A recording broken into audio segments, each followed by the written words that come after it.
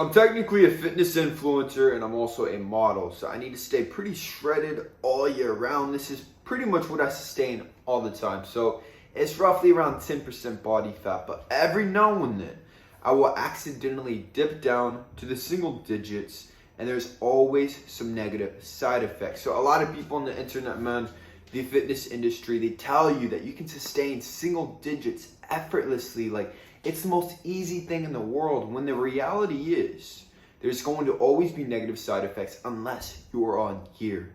So these people telling you this, these people with shredded veiny abs all the time, man, it's not realistic. So today I've got 10 of the negative side effects that happen whenever you get too lean. Let's go.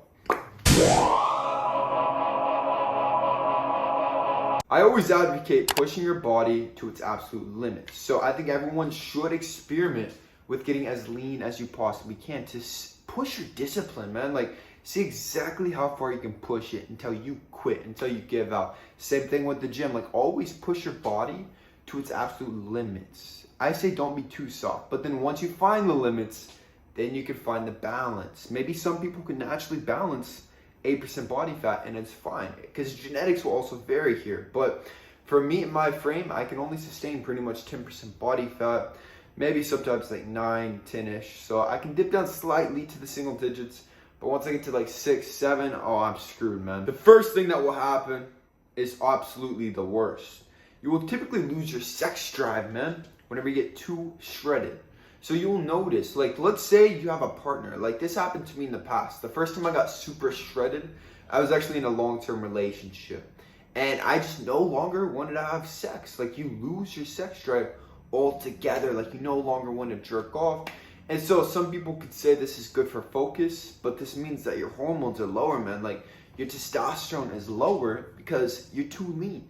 So it's not healthy. Your sleep will go to shit whenever you get absolutely too lean. So Zac Efron actually spoke about this in an interview. Zac tells the mag, I started to develop insomnia and I fell into a pretty bad depression for a long time.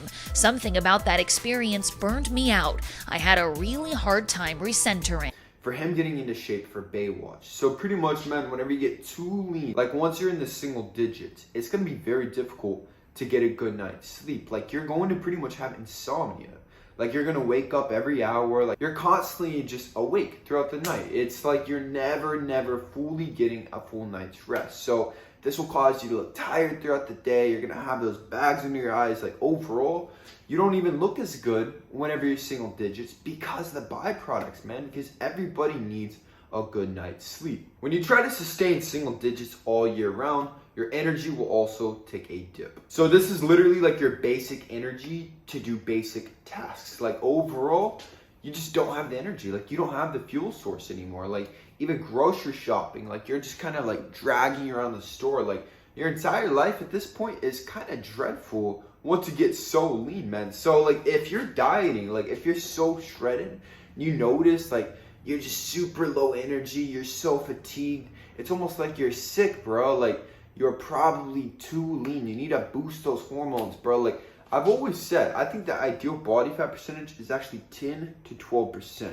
Because you have the full visible six-pack, you have the jawline, your muscles look defined, but your health and your hormones are kicking. You're going to have the shittiest workouts, especially after the 20-minute marker. So once you are at a certain body fat percentage, your body really cannot hold much glycogen at all in the muscles. If you do not know, glycogen is pretty much the energy that is stored in the muscles from carbohydrate. It is another fuel source throughout your exercise.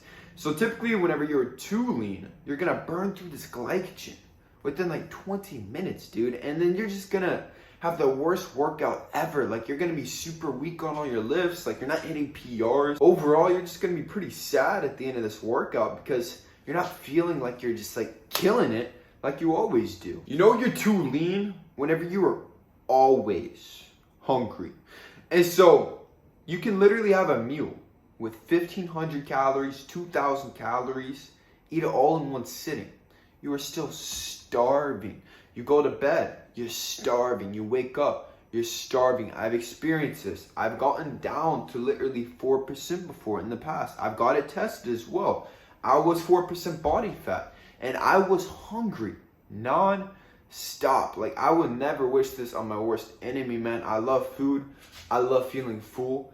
And so this is another reason, like, getting super lean absolutely sucks. The shitty workouts and the lack of glycogen in the muscles will also lead to you getting weaker and smaller in the gym. All of the numbers on your lifts will start going down, and then you don't have as much glycogen in the muscles. And so you're gonna look deflated.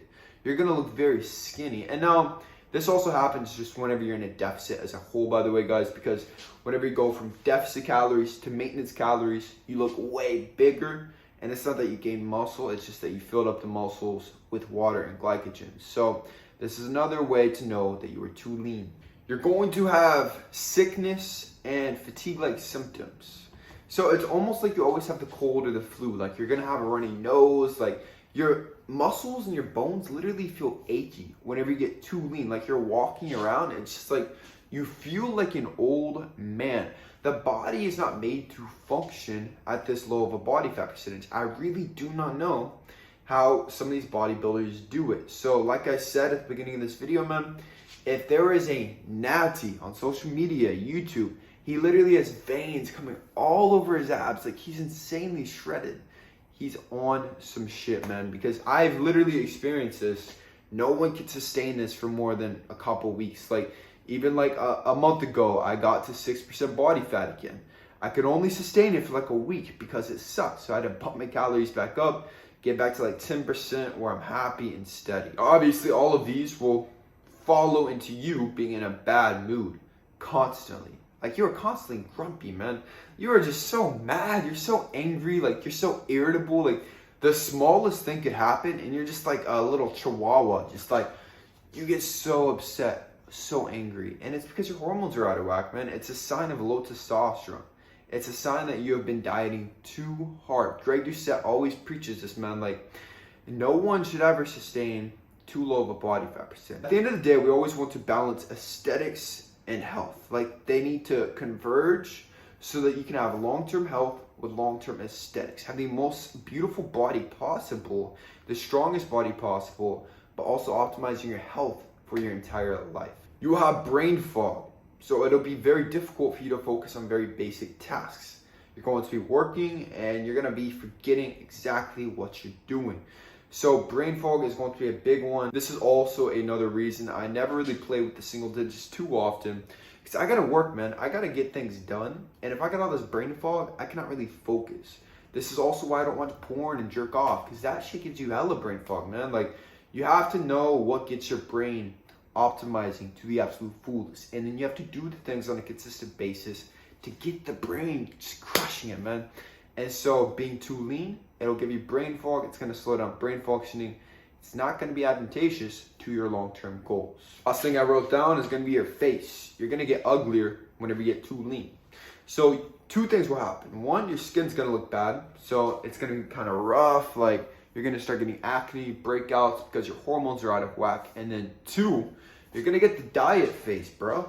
So a lot of people want a chiseled jawline. But the thing is, whenever you get too lean, it's like Zac Efron on Baywatch, man. Like, the cheeks get sunken in. Like, you look like a crackhead. You no longer look sexy, aesthetic, shredded. You look like you do methamphetamine on the weekends. Like, this is not a good look for anybody, even if you're Zac Efron. This is one of the worst side effects and another reason not to get too lean. If anybody watching this needs help with your fitness goals, link in the description box for your free one-on-one consultation with me, Austin Wayne. Also, if you need some supplements, pre-workout, height growth supplements, creatine, everything, kalosique.com or link in the description box as well. If you're new to the channel, subscribe. Also, like this video to push it out into the YouTube algorithm. That's it. I'm gone. Peace.